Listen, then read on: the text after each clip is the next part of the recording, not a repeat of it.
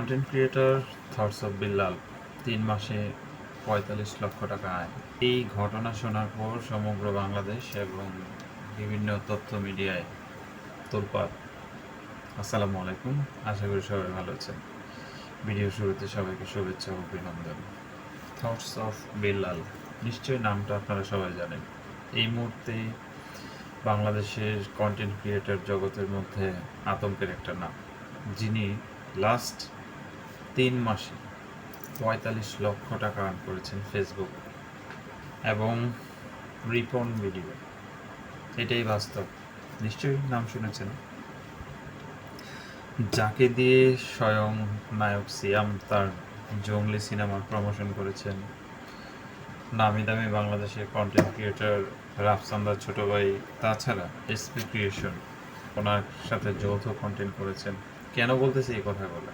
যেদিন থেকে আমি শুনলাম যে থটস অফ বিল্লাল 3 মাসে ৪৫ লক্ষ টাকা ইনকাম করেছে, তার ব্যাপারে একটু জানার আগ্রহ হলো আমার।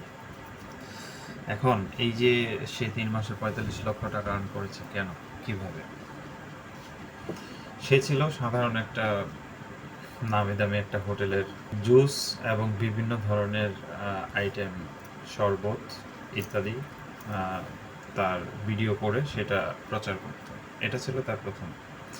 আর ওইখানে তার স্যালারি কত ছিল জানেন? মাত্র ১২,০০০ টাকা। তা আপনি বাংলাদেশের প্রেক্ষাপটটা যদি চিন্তা করেন, যে ছেলে 3 মাসে ৪৫ লক্ষ টাকা ইনকাম করে, যার ভিতরে এমন প্রতিভা, সেই ছেলেকে ১২,০০০ টাকায় আপনি বেঁধে রাখতেছেন। আমাদের এই বাংলাদেশের যোগ্য ব্যক্তির চেয়ে অযোগ্য ব্যক্তির মূল্যায়ন অনেক বেশি, যার কারণে সমাজের যত উপরস্থ আপনি যতগুলো চেয়ার দেখবেন, অবশ্যই যোগ্য ব্যক্তির আছে, যোগ্য ব্যক্তি ছাড়া তো আর এই চেয়ারগুলো সবগুলো চলে না। তাদের পাশে এবং হয়তো বা তাদের মাঝে কিছু কিছু চেয়ার দেখবেন অযোগ্য লোক দিয়ে ভরা। লেখাপড়া কে কতটুকু করছে সেটা বড় কথা না, যে গ্র্যাজুয়েশন কমপ্লিট করে ডিগ্রি অর্জন করেছে, বড় বড় সার্টিফিকেট হাতে নিয়ে অনেকেই আছেন মামা, চাচা, খালা, খালু কিংবা আত্মীয় স্বজনের সুপারিশে সর্বোচ্চ আপনি এটা রেগুলার ১৫ থেকে ২০,০০০ টাকা আপনি স্যালারি পাবেন কিনা সন্দেহ। সুপারিশ করে, উচ্চ সুপারিশ। আরেকজনকে দেখলাম টিকটকে ওই দিন ৩ দিনে ১ লক্ষ টাকা ফুচকা বিক্রি করলেন এবং বাংলাদেশের স্বনামধন্য বিভিন্ন প্রতিষ্ঠানে তাকে ওইখানে নেওয়া হয়। সে একটা কন্টেন্ট তৈরি করে এবং ওইটাকে সে প্রচার করে। একটা ফুচকার তার পরিবারে ৪ জন, তারা ৪ জনেই ফুচকা বিক্রি করে। শিক্ষার যোগ্যতায় আপনি সর্বোচ্চ, আপনার পরিবারের সর্বোচ্চ ব্যক্তির সুপারিশে আপনি ২০,০০০ টাকা বেতনে কাজ করবেন। শিক্ষার মূল্যায়ন ছাড়া আপনি বাইরে কোনো কন্টেন্ট তৈরি করলেন কিংবা ব্যবসা করলেন আর আপনি ভাইরাল হয়ে গেলেন, মাসে ১ থেকে ১.৫ লক্ষ টাকা ইনকাম।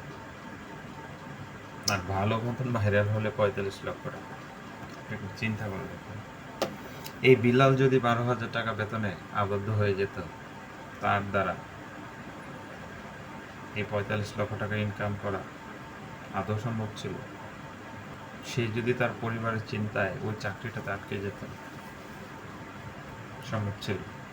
বাংলাদেশের যোগ্যতা, মেধা, শ্রম এগুলোর মূল্যায়ন নেই। এতটুকুই বলার ছিল।